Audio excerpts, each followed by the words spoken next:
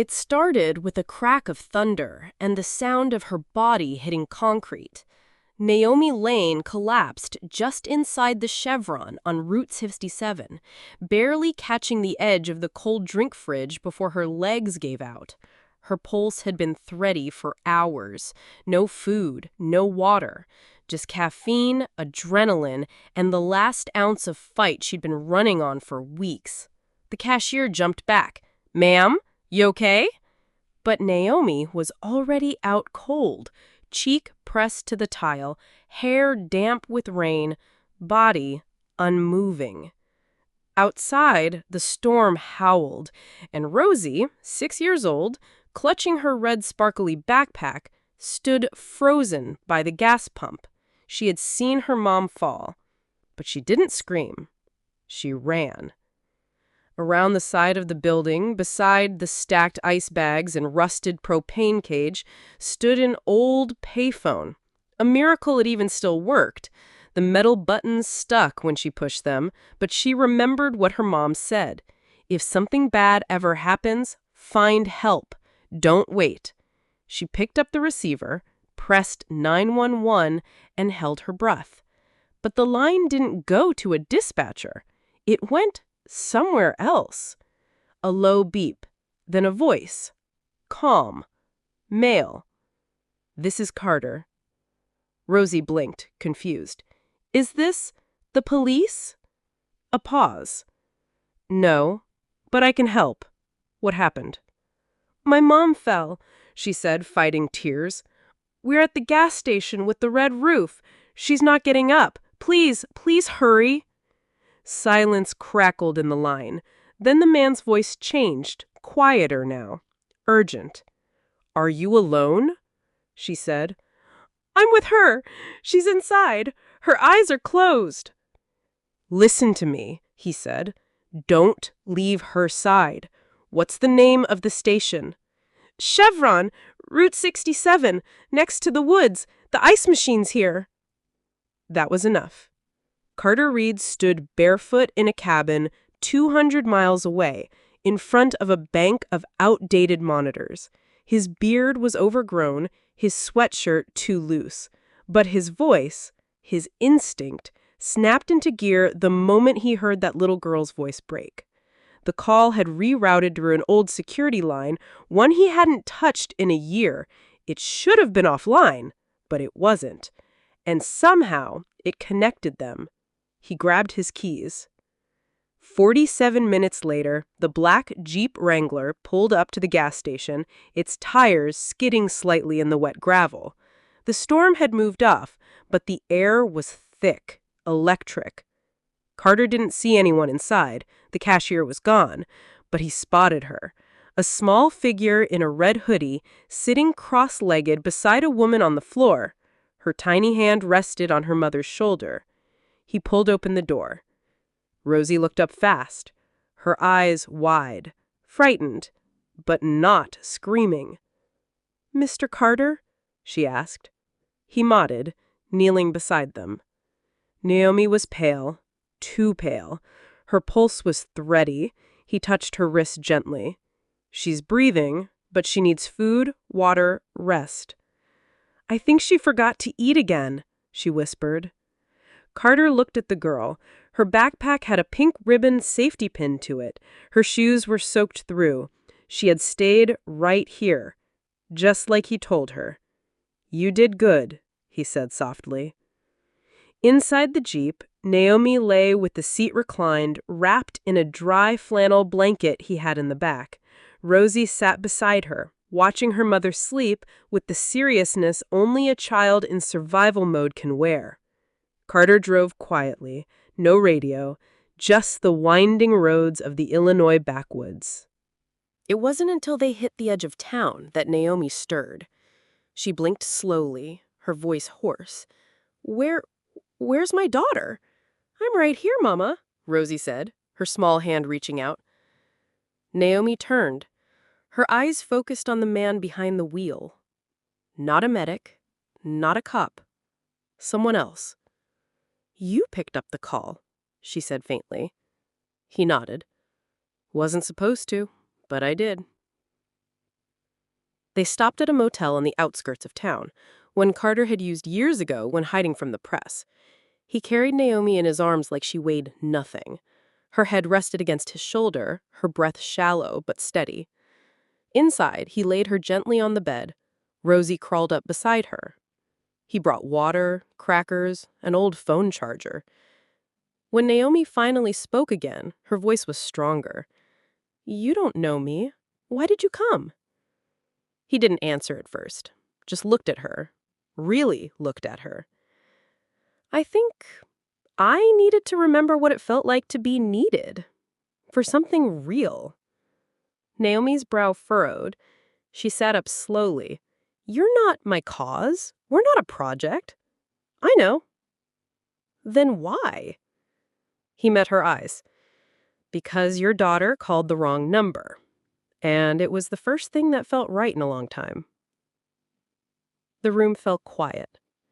Outside, rain started again, soft against the windows. Inside, something else began, quietly, without either of them knowing it. Naomi didn't thank him when she woke up the next morning. She just sat on the edge of the motel bed in a t-shirt that wasn't hers, hair still damp, pulse still sluggish, watching Rosie eat cereal out of a paper cup. Carter had been quiet, present, but not hovering. He'd picked up a few essentials, food, a toothbrush, even a new pair of socks for Rosie. And then he sat outside the room most of the night, on a plastic lawn chair, as if he didn't trust the motel walls to keep them safe. "I can figure it out from here," Naomi said flatly. "I know." But he didn't leave. By noon, she was walking again. A little shaky, but upright. Carter offered her the Jeep keys. "I'll take the bus," she said, brushing past him. He didn't argue, just said, "If you change your mind, you know where to find me." She didn't, but Rosie did. That night, while Naomi slept curled up in a fetal position from fatigue, Rosie snuck out the motel door and padded barefoot across the gravel lot to Carter's Jeep. She climbed into the passenger seat and waited.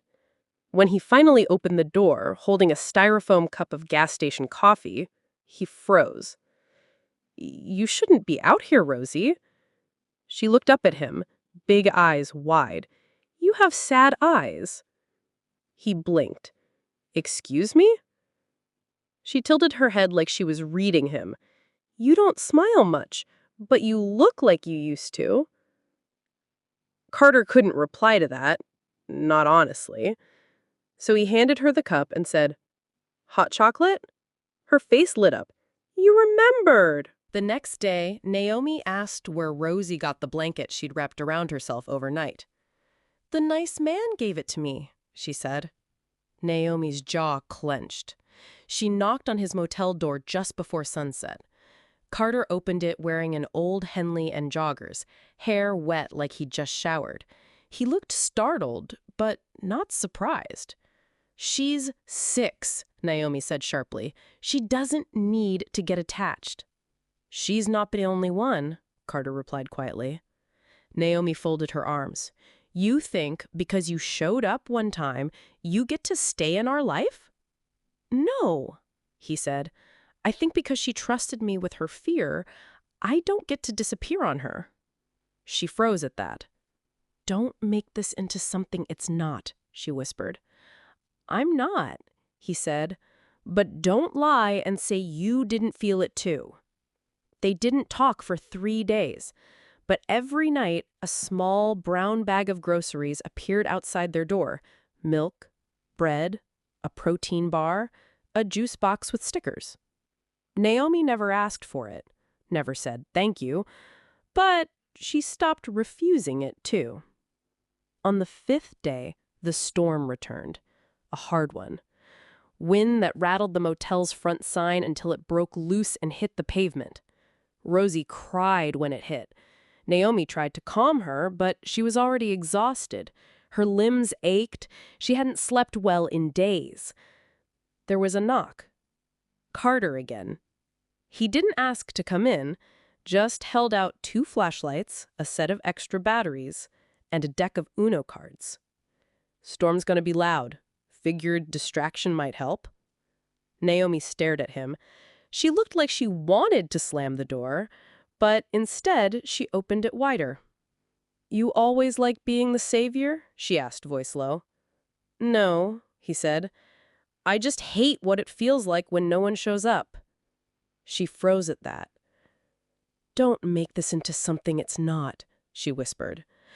"I'm not," he said. "But don't lie and say you didn't feel it too." There was something in his voice, something cracked and carefully stitched over, something that matched her own. She let him in. They played cards on the floor by candlelight. Rosie beat them both. Naomi watched Carter smile, really smile for the first time, and she hated how her chest felt when he did. After Rosie fell asleep, they sat in the kitchenette on mismatched chairs. The power was out. Rain tapped the window like a nervous child. "You military?" she asked. He shook his head. "Finance, tech. I made too much money too fast. Then something went wrong. I left." "You ran." "Maybe." "And now?" "I don't know. Then your daughter called the wrong number, and for once, I didn't want to be alone." Naomi said nothing, just stared at the flame of the tea light on the counter between them. "I don't need saving," she said after a long time. "I didn't think you did," he replied. "I think you the strongest damn person I've ever met." That silenced her. And when he stood to leave, her hand brushed his arm for just a second too long. Neither of them spoke about it, but both of them felt it. Naomi wasn't the kind of woman who cried in front of people. She was the type who went silent, the type who kept moving until her knees gave out, like they had back at that gas station. So when she stood outside room 112 at the Lakeside Inn, arms crossed tight over her chest, fighting the weight of what she was about to say, she hated it. Carter opened the door in jeans and a faded white tee, barefoot, holding a mug of black coffee.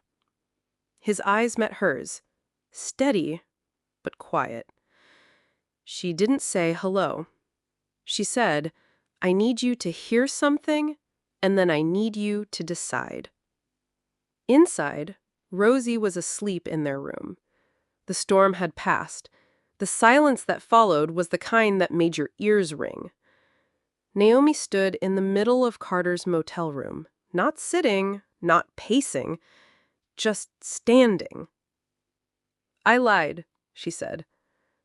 "Back when you asked why I left nursing, why I didn't ask for help.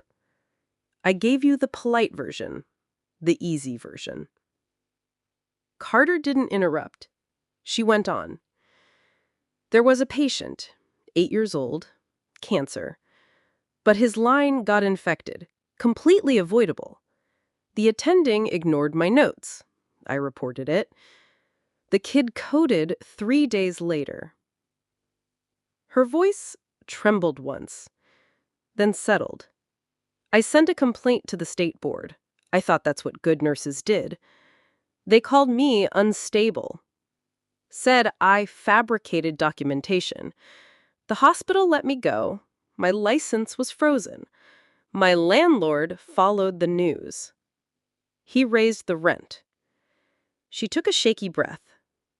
"That was the beginning. I lost everything after that. I haven't told anyone the real version, not even Rosie." Carter exhaled slowly, like something in him had been waiting to hear this. Naomi looked up. "So now you know. We're not just broke, Carter. We're blacklisted. And I need you to decide if you're going to keep dropping food at our door or if you're going to walk away." He didn't speak right away. Instead, he walked to the small fridge, pulled out folder from a drawer underneath. It was thin, but neat. He handed it to her. Naomi opened it. Inside, a clean summary report, a refiled medical board review with her name cleared. She looked up, stunned. You did this? I know someone on the board, he said. Not because I'm generous, because I believed you, and because it wasn't just you who lost someone. Naomi stared. Carter sat on the bed, quiet, still holding the coffee, now cold. He said, she was 6. My niece, my sister's little girl. She had an allergy. I created a health app that was supposed to alert caregivers, nurses, teachers, EMTs, if her vitals dropped. It glitched. The alert never went through. He didn't blink as he spoke. She was gone in under 5 minutes. I sold the company for scraps 6 weeks later. Naomi didn't speak. She couldn't. It's easier to disappear. But when Rosie called, I heard her voice and knew I had to show up. Naomi's eyes shimmered. I didn't want to need you. I didn't want to be needed again. They stood in silence for a long time. Then she whispered, "So what now?" He took a step toward her, not fast, like he wasn't sure if he was allowed. I don't have a plan, he said. I just know you make me want to stay. She stared at him, heart pounding. No rescue missions, she said softly. No masks, he replied. Just me. Another beat of silence. Then she moved first. The kiss wasn't cinematic. It wasn't slow. It was the kind of kiss that came after too many nights without sleep, after too many months of silence, the kind that cracked open all the things they didn't say. He wrapped his arms around her like he didn't trust her to stay standing. She kissed him like she didn't trust herself not to fall. She felt his hand slide up her spine, gently, like he was memorizing each curve. Her fingers twisted into his shirt, their foreheads touched. And when they pulled apart just an inch, he whispered, "Tell me to stop, and I will." Naomi's eyes were glassy, but her voice was sure. Don't stop. They didn't sleep together that night. Not fully. Instead, she lay in his arms under a thin motel blanket, legs tangled, hearts thudding too fast. They talked, inhaled, held each other like a breath they didn't want to exhale. Rosie stirred once from the other room, calling out softly in her sleep. Naomi rose instinctively, but Carter had already stood up, gently tucked her daughter in, and returned without saying a word. Naomi watched him, and something shifted in her chest. It wasn't gratitude. It was something far more dangerous. It was hope. It didn't take long for the past to catch up. Just 5 days after Naomi's medical board appeal was quietly reopened, thanks to the anonymous refiling Carter had initiated, her name showed up in a niche medical blog. A whisper of the old scandal, a name drop in a forum thread, then a screenshot from 3 years ago with the headline, "Whistleblower Nurse or Risk to Patients." It spread faster than truth ever could. Naomi sat at the tiny motel table, staring at the screen on Carter's laptop. Rosie was outside playing with a toy Carter had gotten her, a plastic slingshot and a shoebox full of leaves. "They know," Naomi said quietly. "They're digging." Carter leaned against the sink, arms crossed. "I can talk to my legal team. Shut the articles down." She looked up, sharp.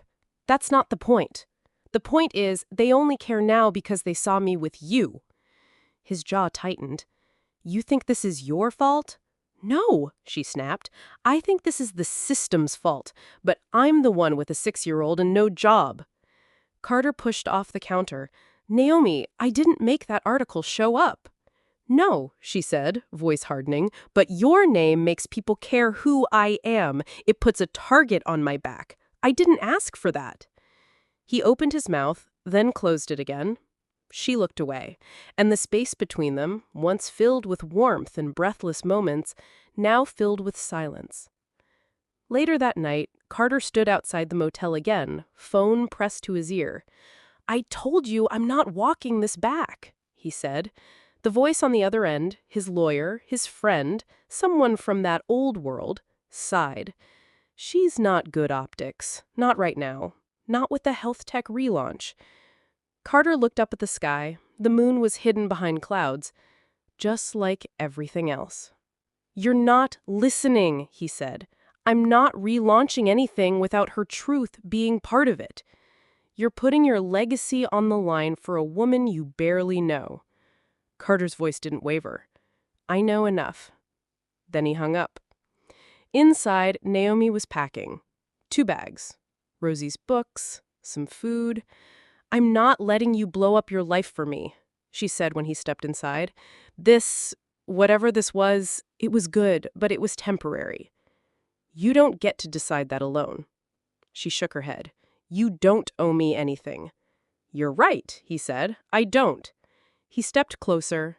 But I love your daughter like she's already mine, and I sleep better when I know you're breathing beside me. Naomi froze. That wasn't part of the plan.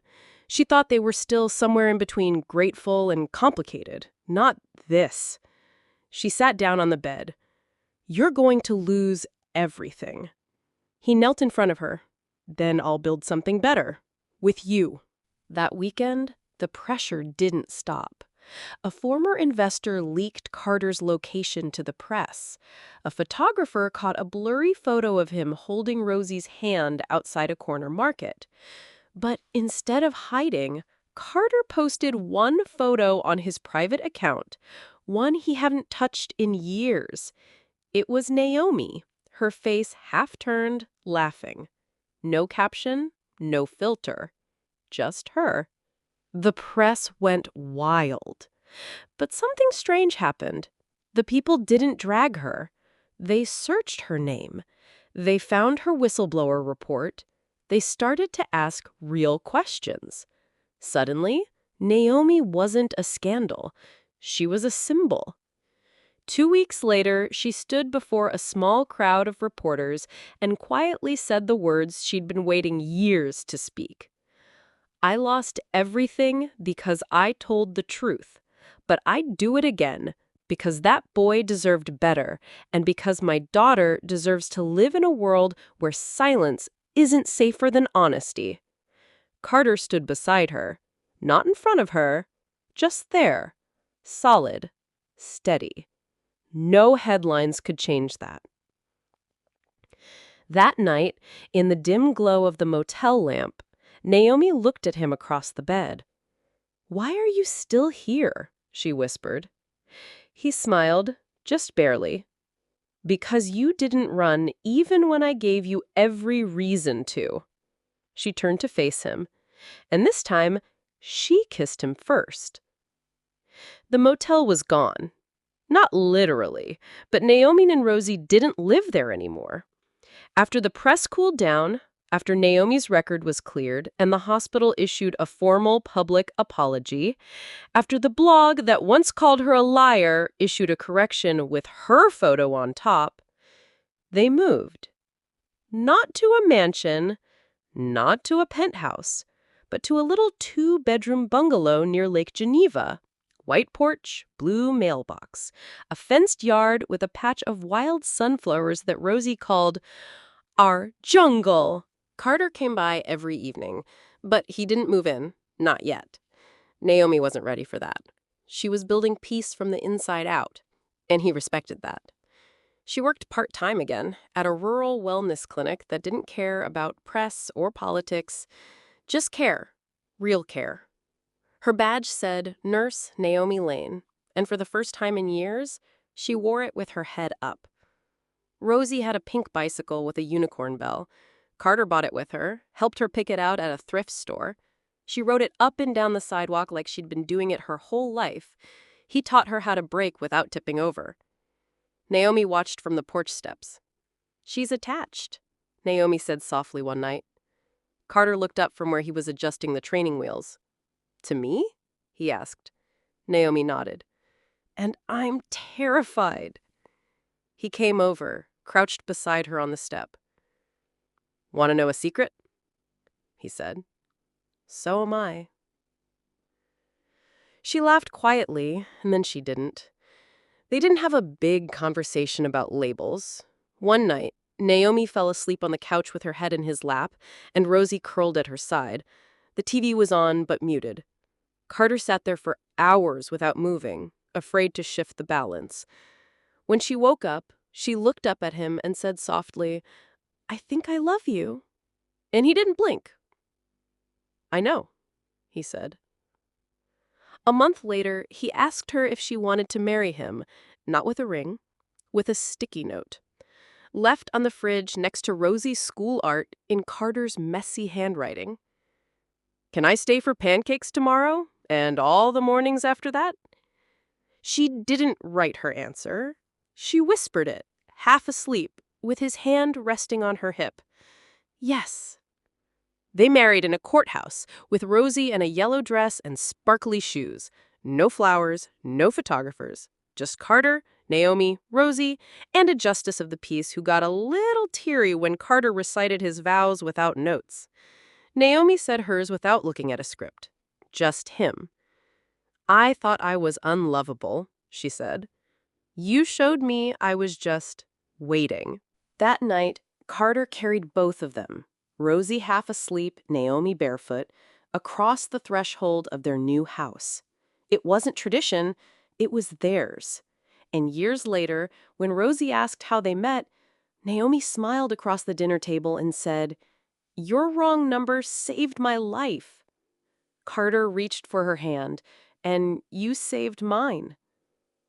Some love stories don't begin with roses or candlelight.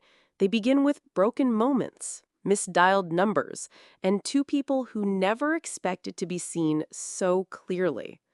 This story reminds us that true love doesn't always arrive in the way we imagined, but it always arrives when we need it most. It teaches us that vulnerability isn't weakness. It's the very doorway through which connection walks in. When someone chooses to stay through the hard parts, not just the pretty ones, that's love worth believing in. Because, as they say, the heart knows when it's home. If this story moved you, tell us what moment hit your heart the most, or share your own story of unexpected love. Tap the like button if you believe love can truly overcome anything. And don't forget to subscribe. More unforgettable love stories are waiting. Until next time, may you find a love that feels like coming home.